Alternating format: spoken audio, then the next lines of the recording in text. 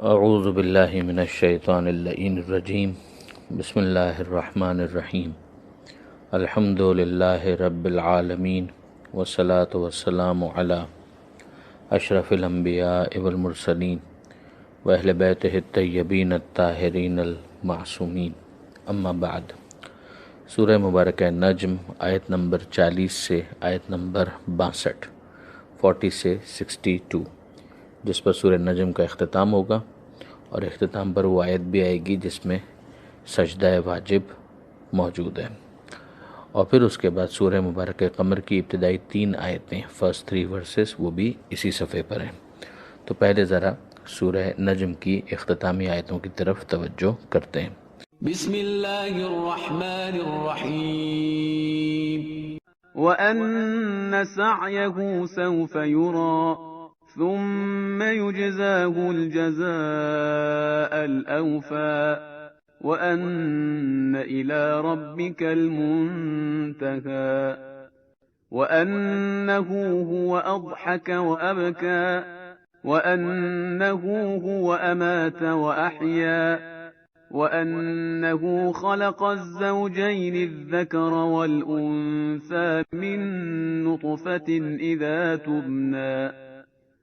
وَأَنَّ عَلَيْهِ النَّشْأَةَ الْأُخْرَىٰ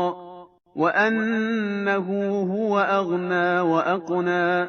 وَأَنَّهُ هُوَ رَبُّ الشِّعْرَىٰ وَأَنَّهُ أَهْلَكَ عَادًا الْأُولَىٰ وَثَمُودَ فَمَا أَبْقَىٰ وَقَوْمَ نُوحٍ مِّن قَبْلُ إِنَّهُمْ كَانُوا هُمْ أَظْلَمَ وَأَطْغَىٰ وَالْمُؤْتَفِكَةَ أَهْوَىٰ فَغَشَّاهَا مَا غَشَّىٰ فَبِأَيِّ آلَاءِ رَبِّكَ تَتَمَارَىٰ هَٰذَا نَذِيرٌ مِّنَ النُّذُرِ الْأُولَىٰ أَزِفَتِ الْآزِفَةُ لَيْسَ لَهَا مِن دُونِ اللَّهِ كَاشِفَةٌ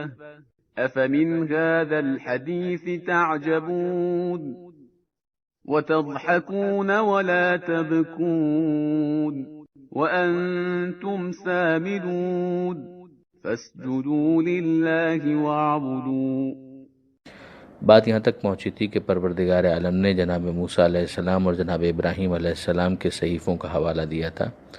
اور یہ ارشاد فرمایا تھا کہ کیا ان کو خبر نہیں ہے کہ جو موسیٰ علیہ السلام اور ابراہیم وفادار کے صحیفے میں موجود تھیں کہ ایک کا بوجھ دوسرا نہیں اٹھائے گا، اور پھر ارشاد ہوا کہ وَأَن لَيْسَ لِلْإِنسَانِ إِلَّا مَا سَعَىٰ، انسان کو وہی کچھ ملتا ہے کہ جس کی وہ کوشش کرتا ہے،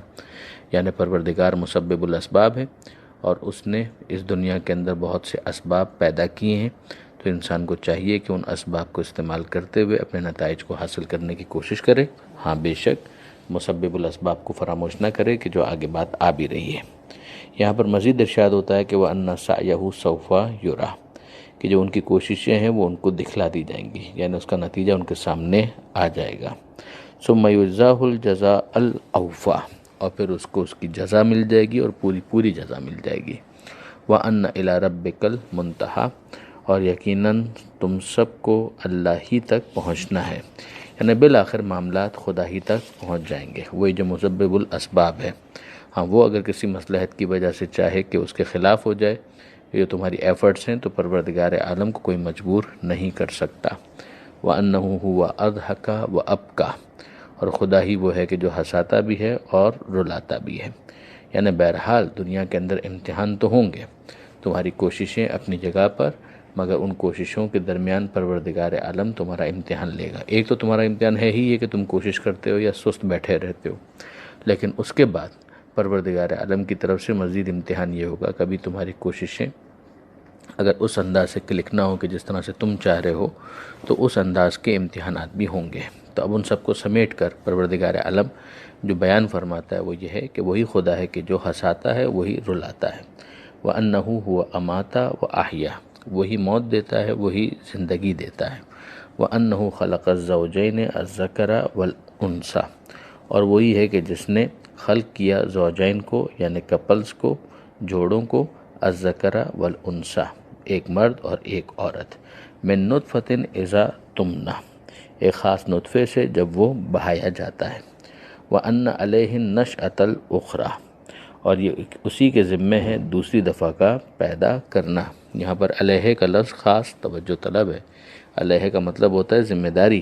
خدا کے اوپر کون اس ذمہ داری کو ڈالے گا؟ یہ خدا کا عدل ہے کہ جس کی وجہ سے اس چیز کو یہاں پر بیان کیا جا رہا ہے کہ یہ گویا خدا کے ذمے پر ہے۔ خدا کے اوپر کوئی اور یہ چیز لازم نہیں کر سکتا، مگر یہ خدا کی شان کے مطابق ہے کہ جب اس نے اس دنیا کے اندر پیدا کیا ہے تو آخرت کا میدان بھی سجائے تاکہ وہاں پر حساب کتاب ہو اور عدل کے تحت فیصلہ کر دیا جائے۔ وَأَنَّهُ هُوَ أَغْنَى وَأَقْنَى، اور وہی ہے کہ جو غنی بناتا ہے اور وہی وہ ہے کہ جو فقیر کر دیتا ہے۔ یہاں پر اغنا کے ساتھ اقنا کا لفظ جو تضاد کو پیچھے سے ہم ملاحظہ کر رہے ہیں، یہاں پر بھی سمجھایا گیا کہ اقنا کا ایک مطلب جو ہے فقیر بنانا ہے، تو اسی سے اغنا کے مقابلے پر اس کا مطلب یہ کیا گیا کہ وہی وہ ہے کہ جو غنی بناتا ہے اور وہی وہ ہے کہ جو فقیر بناتا ہے۔ وَأَنَّهُ هُوَ رَبُّ الشِّعْرَىٰ، اور یقیناً خدا ہی وہ ہے کہ جو ستارہ شعرا کا بھی رب ہے۔ اب یہ خاص ستارے کا تذکرہ کرنا اس موقع پر اس وجہ سے تھا کہ بعض مشرک قبائل ستارہ شعرا کی پوجا کرتے تھے اور اس کی عبادت کرتے تھے، تو پروردگار عالم نے سمجھایا کہ وہ ستارہ شعرا وہ بھی پروردگار عالم کی ربوبیت کے دائرے سے باہر نہیں ہے، اور پروردگار عالم ہی اس کا بھی پالنے والا ہے۔ وَأَنَّهُ أَهْلَكَ عَادًا الْأُولَىٰ، اور وہی خدا وہ ہے کہ جس نے پہلے والے عاد کو بھی ہلاک کر دیا۔ اب یہ ان بستیوں کا تذکرہ ہو رہا ہے، اور عاد کو یہاں پر عادن الاولیٰ کہا گیا، پہلے والے کہنے کی ایک وجہ یہ بیان کی گئی کہ دوسری قوموں کے مقابلے میں یہ پہلے تھے، اور یہ بھی وجہ بیان کی گئی کہ قوم عاد جہاں پر آباد تھے ان میں سے کچھ افراد وہاں سے نکل آئے تھے اور مکہ وغیرہ کی طرف آ کر آباد ہو گئے تھے۔ تو جب عذاب آیا ہے تو وہ جو پہلے والے تھے ان کے اوپر عذاب آیا اور وہ وہیں پہ ہلاک ہو گئے، اور بعد والے جو دوسری جگہوں پر مائگریٹ کر گئے تھے وہ آپس میں لڑ کر پھر ختم ہو گئے۔ تو خداوند متعال نے حضرت ہود علیہ السلام کی قوم کو حضرت ہود علیہ السلام کو جھٹلانے پر ہلاک کر دیا۔ وَثَمُودَ فَمَا أَبْقَىٰ، اور اسی نے ہلاک کیا سمود کو اور اس پر ذرا بھی ترس نہیں کھایا۔ وَقَوْمَ نُوحٍ مِّن قَبْلُ، اور نوح علیہ السلام کی قوم کو بھی ہلاک کیا جو اس سے پہلے گزر چکی تھی۔ إِنَّهُمْ كَانُوا هُمْ أَظْلَمَ وَأَطْغَىٰ، یقیناً وہ لوگ ظالم بھی تھے اور سرکش بھی تھے، ظلم بھی کرنے والے تھے اور اپنی حدود کو کراس کرنے والے تھے۔ وَالْمُؤْتَفِكَةَ أَهْوَىٰ، اور اسی نے ہلاک کیا ان بستیوں کو کہ جن کو الٹا دیا گیا، اوپر سے نیچے گرا دیا گیا۔ یہ حضرت لوط علیہ السلام کی قوم کا ذکر ہو رہا ہے۔ فَغَشَّاهَا مَا غَشَّا، تو چھایا ان کے اوپر جس نے چھانا تھا۔ اب یہ آفت کے بارے میں بعض علماء کرام نے کہا کہ یہاں پر چھانے سے مراد ہے کہ ایک آفت تھی کہ جو ان کے اوپر چھائی، یعنی وہی عذاب جو ان کے اوپر آیا۔ فَبِأَيِّ آلَاءِ رَبِّكَ تَتَمَارَىٰ،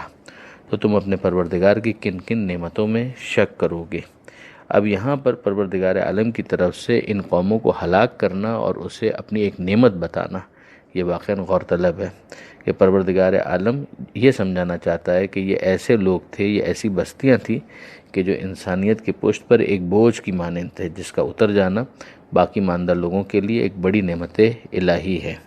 اور اس میں کسی قسم کا کوئی شک اور شبہ نہیں ہونا چاہیے۔ اسی لیے کہا گیا کہ تم اپنے رب کی کون کون سی نعمتوں میں شک کرو گے۔ ھذا نذیر من النذر الاولیٰ، یہ نذیر ہیں پچھلے نذیروں کی مانند، یعنی پچھلے نذیروں ہی کے قبیلے سے ہیں، یہ بھی نذیر ہیں۔ نذیر یعنی ڈرانے والے ہیں، اور پیغمبر اکرم صلی اللہ علیہ وآلہ وسلم کے کاموں میں سے ایک انذار ہے، اس وجہ سے پیغمبر اکرم کو نذیر کہا گیا۔ تو یعنی جس طرح سے بہت سی دوسری آیتیں ہیں جس میں یہ سمجھایا گیا تھا کہ یہ کوئی انوکھا واقعہ نہیں ہے، ما کنت بدعا من الرسول، کہ میں کوئی انوکھا رسول نہیں ہوں، اور اسی طرح سے دوسری آیتیں ہیں کہ جن میں پیغمبر اکرم صلی اللہ علیہ وآلہ وسلم کی رسالت کو سمجھانے کے لیے بتایا گیا کہ پہلے بھی رسول آتے رہے، قد خلت من قبلہ الرسل، کہ ان سے پہلے بھی رسول آتے رہے۔ تو یہاں پر بھی گویا اسی انداز کو اختیار کیا گیا ہے کہ ھذا نذیر من النذر الاولیٰ، کہ گزشتہ بستیوں میں گزشتہ لوگوں میں جس طرح سے رسول آتے رہے، نذیر آتے رہے، اسی طریقے سے یہ بھی ڈرانے والے اور تنبیہ کرنے والے اور بیدار کرنے والے ہیں۔ اور پھر گویا یہ بھی سمجھایا جا رہا ہے کہ تم پچھلے قوموں کا حال ابھی پڑھ چکے ہو کہ ایسے تھے کہ جن کے اوپر عذاب آیا تو وہ نعمت پروردگار قرار پایا، تو تم اب اپنے بارے میں فیصلہ کرو کہ تم کیا کرنا چاہتے ہو، ویسے ہی تکذیب کرنے والے بننا چاہتے ہو کہ جس کے بعد تم بھی پروردگار عالم کی گرفت میں آ جاؤ۔ ازفت الازفہ، قیامت قریب آ چکی ہے۔ لیس لہا من دون اللہ کاشفہ، اور کوئی نہیں ہے کہ جو قیامت سے پردے کو ہٹائے سوائے اللہ کے، یعنی کب وہ آنے والی ہے اور اس کی جو تفصیلات ہیں ان کو مجلی کرنا، ان کو روشن کرنا، سامنے لے آنا، یہ صرف اور صرف پروردگار عالم کے ہاتھ میں ہے۔ تو قیامت قریب آ چکی کا مطلب یہی ہے کہ نشانیاں اس کی پوری ہوتی جا رہی ہیں۔ اچھا، اب نشانیاں ایسا نہیں ہے کہ بالکل قرب کا یہ مطلب نہیں ہوتا ہے کہ مثلا بالکل آج کے بعد اگر یہ کہا جائے کہ قریب آ گئے تو کل اس کو آ جانا چاہیے، یعنی پہلے جتنا وقت باقی تھا اس کے مقابلے میں اب وقت کم ہے۔ اب جیسے جیسے وقت گزرتا جائے گا ویسے ویسے اور وہ قریب تر ہوتی چلی جائے گی۔ لہذا خود پیغمبر اکرم صلی اللہ علیہ وآلہ وسلم ان کی بعثت کو بھی قیامت کی نشانیوں ہی کے اندر شمار کیا گیا ہے۔ تو پہلے یہی سمجھایا جا رہا تھا کہ وہ آخری رسول آئے گا اس کے بعد قیامت آ جائے گی، تو یہ مطلب نہیں ہوتا تھا کہ آخری رسول آئے گا اور اس کے اگلے دن قیامت آ جائے گی، یعنی آخری رسول آئے گا اس کے بعد پھر کوئی رسول نہیں آئے گا، یہ آخری رسول ہونے کے اعتبار سے ایک اہم نشانی ہے۔ اسی طریقے سے اور بہت ساری نشانیاں ہیں، تو اوورآل یہ بات بالکل درست ہے کہ قیامت قریب آ چکی ہے۔ لیس لہا من دون اللہ کاشفہ، اور اس کا کاشف، اس کا پردہ ہٹانے والا سوائے خدا کے اور کوئی دوسرا نہیں ہے۔ افمن ھذا الحدیث تعجبون، تو کیا اس تذکرے سے تم تعجب کرتے ہو؟ وتضحکون، اب وہ آیت آنے والی ہے کہ جس کو پڑھنے پر سجدہ واجب ہو جاتا ہے، تو ظاہر ہے کہ ہم بھی سجدے کے لیے رکیں گے، تو آپ لوگ بھی اگر سجدہ کریں تو بہت مناسب اور احتیاط کے مطابق ہے کہ اگر ریکارڈڈ آواز بھی اگر سنی جائے تو احتیاط یہی ہے کہ پھر سجدہ کر لیا جائے، اگر آپ خود پڑھیں گے تو یقیناً سجدہ کرنا ہے۔ تو پروردگار فرماتا ہے کہ افمن ھذا الحدیث تعجبون، تو کیا اس تذکرے سے تم تعجب کرتے ہو؟ وتضحکون ولا تبکون، اور تم ہنستے ہو اور روتے نہیں ہو، یعنی تمہارے اندر سنجیدگی نہیں آ رہی ہے، تمہارے اندر ابھی بھی ایک نان سیریس ایٹیچیوڈ ہے، ورنہ ہونا یہ چاہیے تھا کہ ان باتوں کے اوپر تمہیں تعجب نہ ہوتا، قرآن اور خاص طور پہ یہ تذکرہ، بلکہ اس کے اوپر تم سنجیدگی کے ساتھ غور کرتے اور تمہاری یہ جو نان سیریس روش ہے وہ ختم ہو جاتی اور تمہاری آنکھوں سے آنسو جاری ہو جاتے، جو دوسرے مقامات پر پروردگار عالم نے اس کو ایمان کی علامت کے طور پر بتایا ہے کہ جب ان کے سامنے قرآن کی آیتیں پڑھی جاتی ہیں تو ان کی آنکھوں میں آنسو آ جاتے ہیں اور ان کے دل جو ہیں وہ لرز جاتے ہیں۔ وَأَنْتُمْ صَامِدُونَ، مگر تمہارا معاملہ کیا ہے؟ تم تضحکون، مسخرے پن میں لگے ہوئے ہو، تمہاری آنکھوں میں کوئی گریہ نہیں ہے، کوئی آنسو نہیں ہے۔ وَأَنْتُمْ صَامِدُونَ، اور تم لوگ غرور سے سر اٹھائے ہوئے چل رہے ہو۔ فَاسْجُدُوا لِلَّهِ وَاعْبُدُوهُ، تو اللہ ہی کے لیے سجدہ کرو اور اس کی عبادت کرو۔ یہ آیت نمبر 62 جس پر یہ سورہ مکمل ہوا، لیکن آگے بھی سورہ قمر کی 3 آیتیں ہمیں پڑھنی ہے، مگر اس سے پہلے سجدہ پروردگار۔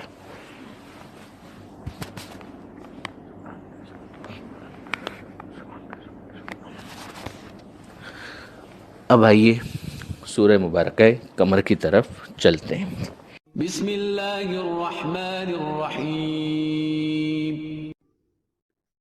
اقتربت الساعة وانشق القمر وإن يروا آية يعرضوا ويقولوا سحر مستمر وكذبوا واتبعوا أهواءهم وكل أمر مستقر۔ یہ اگلا سورہ ہے، 54واں سورہ، سورہ قمر، اور اس کی 55 آیتیں ہیں، اور یہ بھی مکی سورہ ہے، یعنی ہجرت سے پہلے نازل ہونے والے سوروں میں اس کا شمار ہوتا ہے حضور صلی اللہ علیہ وآلہ وسلم پر۔ بسم اللہ الرحمن الرحیم، سہارا اللہ کے نام کا جو سب کو فیض پہنچانے والا اور بڑا مہربان ہے۔ اقتربت الساعہ وانشق القمر، قیامت قریب آ گئی اور چاند شگافتہ ہو گیا، چاند 2 ٹکڑے ہو گیا۔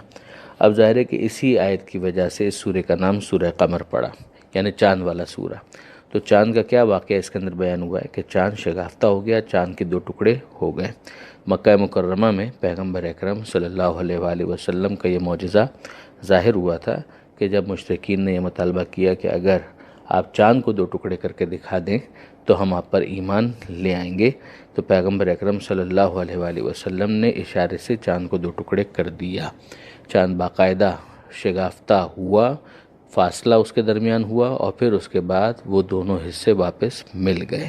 لیکن بہرحال جن کو نہیں ماننا ہوتا تو وہ معجزات کو دیکھنے کے بعد بھی نہیں مانتے۔ اس کا ایک اور مظاہرہ اس موقع پر ہو گیا کہ ان لوگوں نے اس معجزے کو دیکھنے کے باوجود انکار کر دیا، اور یوں پروردگار عالم کی طرف سے اعلان ہوا کہ اقتربت الساعہ، قیامت نزدیک آ گئی اور چاند 2 ٹکڑے ہو گیا۔ پچھلے سورہ کے اندر بھی ہم نے دیکھا کہ آزفۃ العازفہ، پروردگار عالم نے چاند کی قیامت کی قربت کا ذکر کیا ہے، تو یہاں پر بھی پروردگار عالم نے قیامت کی قربت اور قیامت کے نزدیک ہونے کا ذکر فرمایا کہ گویا اس معجزے کے ساتھ ایک اور نشانی تھی کہ جو پروردگار عالم کو ظاہر کرنی تھی تو وہ ظاہر ہو گئی اور قیامت اور قریب آ گئی۔ وَإِن يَرَوْا آیَةً يُعْرِضُوا، یہ جب بھی آیت کو دیکھتے ہیں، اگر یہ آیت کو دیکھتے ہیں یعنی کسی معجزے کو دیکھتے ہیں، یُعْرِضُوا تو اس سے اعراض کرتے ہیں، یعنی اس سے منہ پھیر لیتے ہیں۔ وَيَقُولُوا سِحْرٌ مُسْتَمِرٌ، اور کہنے لگتے ہیں کہ یہ تو ایک جادو ہے جو مسلسل ہمارے سامنے پیش کیا جا رہا ہے، مستقل طور پر کنسسٹنسی کے ساتھ۔ وَكَذَّبُوا، اور انہوں نے جھٹلایا، وَاتَّبَعُوا أَهْوَاءَهُمْ، اور اتباع کی اپنی خواہشات کی، یعنی اگر لاجیکلی ان کو چاہیے تھا کہ اس معجزے کو دیکھنے کے بعد وہ ایمان لے آتے ہیں، مگر انہوں نے اس موقع پر بھی اپنی خواہشات کا اتباع کیا۔ وَكُلُّ أَمْرٍ مُسْتَقِرٌ، اور ہر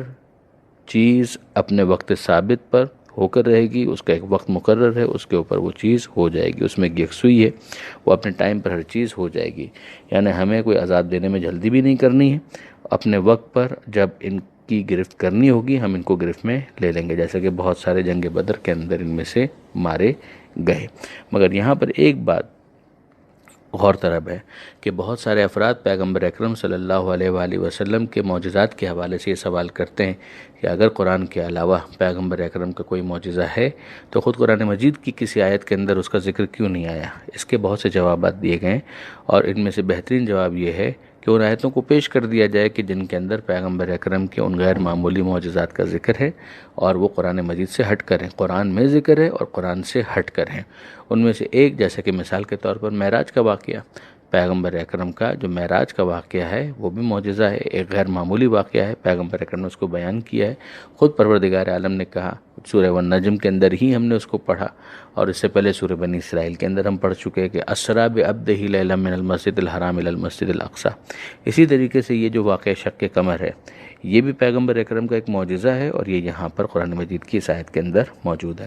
اس میں غور طلب بات ایک اور بھی ہے کہ یہ مشرکین کا جو جملہ یہاں پر کوٹ کیا گیا ہے کہ وہ کہتے ہیں کہ سحر مستمر، کہ یہ ایک جادو ہے جو مستقل طور پر قائم ہے۔ اس کا مطلب یہ ہے کہ اس آیت کے ذریعے سے یہ استدلال بالکل درست ہوگا کہ پیغمبر اکرم کئی اور معجزات مستقل دکھا رہے تھے، اور وہ ان معجزات کو دیکھنے کے بعد ایک اوور آل کامنٹ یہ پاس کر رہے تھے کہ بھئی یہ مسلسل ہمارے سامنے جادو کیا جا رہا ہے۔ یہ مستمر کا لفظ بتا رہا ہے کہ بہت سے معجزات پیغمبر اکرم نے ان کے سامنے دکھائے تھے۔ آیت نمبر 3 پر یہ صفحہ مکمل ہوا۔ پروردگار عالم سے دعا ہے قرآن پڑھنے، سمجھنے اور عمل کرنے کی توفیق عطا فرما، اور وارث قرآن امام زمانہ کے ظہور میں تعجیل فرما۔ وآخر دعوانا ان الحمد للہ رب العالمین۔ والسلام علیکم ورحمۃ اللہ وبرکاتہ۔